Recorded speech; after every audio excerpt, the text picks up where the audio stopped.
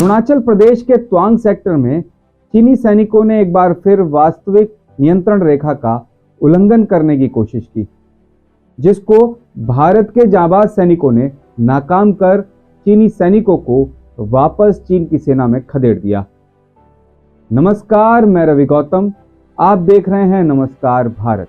पिछले कुछ सालों से भारत और चीन के बीच सीमा पर झड़प और विवाद की खबरें आती रही हैं, लेकिन हाल ही में अरुणाचल प्रदेश के तवांग की घटना ने एक बार फिर भारत और चीन सीमा पर तनाव बढ़ा दिया है। मौजूदा वक्त में भारत और चीन जैसे पड़ोसी देश हैं, जिनके बीच बॉर्डर पर हलचल बनी रहती है। चीन की विस्तारवादी नीति को अपनाते हुए उसकी सेना भारतीय सेना में हस्तक्षेप की कोशिश करती रहती है, जिसका भारतीय सेना द्वारा माकूल जवाब दिया जाता है। 9 दिसंबर को अरुणाचल प्रदेश के तवांग सेक्टर में वास्तविक नियंत्रण रेखा के पास चीनी सैनिकों की कुटिल साजिश को भारतीय सैनिकों ने मुंहतोड़ जवाब दिया।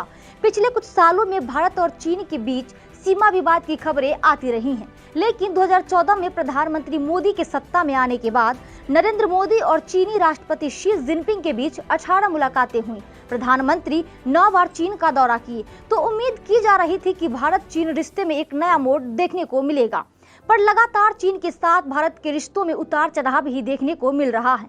चाहे साल 2017 में भारत की पठारी क्षेत्र के डोकलाम में चीन के सड़क बनाने की कोशिश का विरोध किया, तो भारत चीन के बीच काफी विवाद हुआ, जबकि 15 जून 2022 के गलवान घाटी में दोनों सेनाओं के बीच हुए युद्ध में भारत के 20 जवान शहीद हो गए। जहां तक एलएसी के उल्लंघन की बात है, चीन अपनी हरकतों से बाज नहीं आता। इन विवादों की वजह से दोनों देशों के बीच कभी सीमा निर्धारण नहीं हो सका। यथा स्थिति बनाए रखने के लिए लाइन ऑफ एक्चुअल कंट्रोल यानी कि एलएसी टर्म का इस्तेमाल किया जाने लगा। हालांकि अभी ये स्पष्ट नहीं है, दोनों देश अपनी अपनी अलग लाइन ऑफ एक्चुअल कंट्रोल बताते हैं। सन 1914 से पहले तक तिब्बत और भारत के बीच कोई सीमा रेखा निर्धारित नहीं थी। 1914 में हुए शिमला समझौते के तहत ब्रिटिश, भारत और तिब्बत के प्रतिनिधि ने मिलकर यह समझौता किया था, जबकि चीन सरकार हमेशा से ही इस समझौते को नकारती आ रही है। आखिर क्यों चीन शिमला समझौते को नहीं मानता? देखिए रिपोर्ट। दोनों देशों के बीच 3440 किलोमीटर लंबा सीमा साझा होता है, जिसको लेकर दोनों देश के अपने अपने दावे हैं, जिसे एलएसी कहते हैं, लाइन ऑफ एक्चुअल कंट्रोल। यह सीमा जम्मू कश्मीर, हिमाचल प्रदेश, उत्तराखंड, सिक्किम और अरुणाचल प्रदेश से होकर गुजरती है। यह 3 सेक्टरों में बटी हुई है। पश्चिम सेक्टर यानी कि जम्मू कश्मीर, मिडिल सेक्टर जो कि हिमाचल प्रदेश और उत्तराखंड में आता है, पूर्वी सेक्टर यानी कि सिक्किम और अरुणाचल प्रदेश। भारत पश्चिम सेक्टर अक्साई चीन पर अपना दावा करता है, लेकिन ये इलाका फिलहाल चीन के नियंत्रण में है। भारत के साथ 1962 के युद्ध के दौरान चीन ने पूरे इलाके पर कब्जा कर लिया।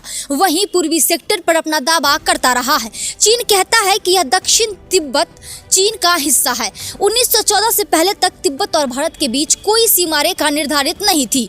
उस समय ब्रितानी हुकूमत के प्रशासक सर हेनरी मैकमोहन और तत्कालीन तिब्बत की सरकार के प्रतिनिधि ने हस्ताक्षर किए। इस हस्ताक्षर के साथ भारत के तवांग समेत पूर्वोत्तर सीमांत क्षेत्र और बाहरी तिब्बत के बीच सीमा मान लिया गया। लेकिन चीन शिमला समझौते को यह कहकर खारिज करता रहा है कि तिब्बत पर चीन का अधिकार है और तिब्बत के सरकार के किसी भी प्रतिनिधि के हस्ताक्षर वाले समझौते को स्वीकार नहीं करेगा। मैं शारदा सिंह, कैमरामैन नीरज के साथ, नमस्कार भारत। भारत और चीन के बीच सीमाओं पर भले ही तनाव बना हुआ है, लेकिन दोनों देशों के बीच व्यापारिक संबंध प्रभावित नहीं हुए हैं।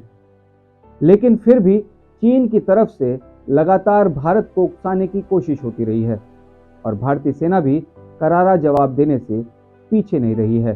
भारत और चीन के बीच सीमा पर भले ही तनाव बना हुआ है, लेकिन दोनों देशों के बीच व्यापार संबंध प्रभावित नहीं हुए। साल 2021 में चीन के साथ भारत के व्यापार ने 125 बिलियन अमेरिकी डॉलर का आंकड़ा छू लिया, जिसमें चीन से आयात रिकॉर्ड 100 बिलियन अमेरिकी डॉलर के करीब पहुंच गया, जो कि चीन की वस्तुओं, विशेष रूप से मशीनरी की निरंतर मांग को रेखांकित करता है। यह बढ़ोतरी तब दर्ज की गई जब पूर्वी लद्दाख में सेनाओं के बीच लंबे समय से चल रहे गतिरोध के कारण दोनों देशों के संबंध में गिरावट आई थी। हाल के वर्षों में चीन को भारत से सबसे अधिक निर्यात लोहा, अयस्क, कपास और अन्य कच्चे माल आधारित वस्तुओं का किया जाता है, क्योंकि पिछले साल 2021 में चीन में इन वस्तुओं की मांग में सुधार देखा गया। चीन से भारत में आयात होते हैं भारत ने पिछले 2 वर्षों में बड़ी मात्रा में इलेक्ट्रॉनिकल और मैकेनिकल मशीनरी, सक्रिय फार्मास्यूटिकल सामग्री, ऑटो कंपोनेंट्स एवं ऑक्सीजन कंसंट्रेटर से लेकर पर्सनल प्रोटेक्टिव इक्विपमेंट तक कई तरह की मेडिकल सामग्री का आयात किया। चीन उत्पादों पर निर्भरता को कम करने के लिए भारत को चीन से आयात का विश्लेषण करने और आगे का रास्ता विकसित करने की जरूरत है। इसके अलावा आर्थिक जटिलता मॉडल के आधार पर भारत सरकार प्रौद्योगिकी और नवाचार क्षमताओं के अनुसार उन्हें विभाजित करके उचित रोड मैप तैयार कर सकती है।